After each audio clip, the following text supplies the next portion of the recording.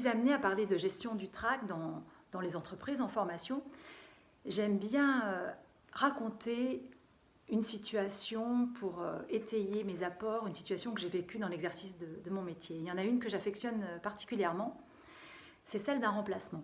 Un jour, un metteur en scène avec lequel j'avais travaillé m'appelle et me dit « Voilà, je souhaiterais que tu remplaces la comédienne principale de Monsieur Chasse, une pièce de Feydeau qu'il avait montée quelques mois auparavant. Il me dit seulement « J'ai qu'une semaine de répétition à te proposer puisque la date de tournée arrive au bout de cette semaine-là. » Donc voilà, j'étais un peu interpellée, séduite flattée par la demande et en même temps un peu effrayée par le peu de temps.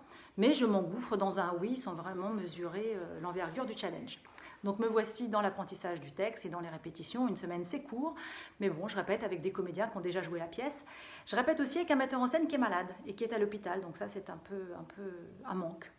Bon, arrive le jour fatidique, le jour de la représentation, dans un théâtre de province, à Châteaudun. Je découvre pour la première fois le décor, dans ce joli théâtre à l'italienne, le décor, avec moult portes et moult accessoires, puisque dans une pièce de Feydeau, il y a beaucoup de portes et beaucoup d'accessoires. Voilà.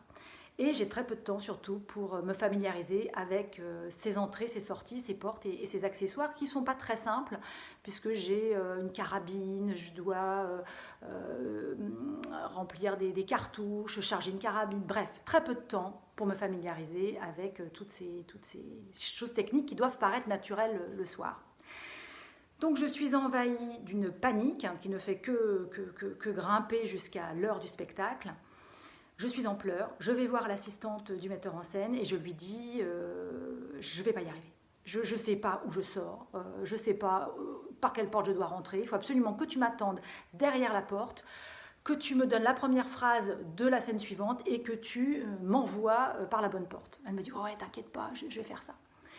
Le spectacle démarre, les larmes coulaient encore quand le rideau s'ouvrait, mais bref, the show must go on et la magie opère, le spectacle se passe merveilleusement grâce à l'aide des comédiens et de cette assistante qui m'a téléguidée formidablement en coulisses. J'en ai retenu deux choses de cette expérience extrême. La première, c'est que c'est important de s'appuyer sur ses forces, ses atouts. En l'occurrence, moi je me suis appuyée sur mon expérience, sur ma mémoire, j'ai une très bonne mémoire, et sur ma capacité de travail pour pouvoir affronter l'inconnu, pour pouvoir affronter les zones d'inconfort. Et là, il y en avait plusieurs. Et puis la deuxième, c'est s'appuyer aussi sur les forces du collectif, c'est-à-dire faire part de ses appréhensions aux personnes qui nous entourent et demander du soutien. Voilà.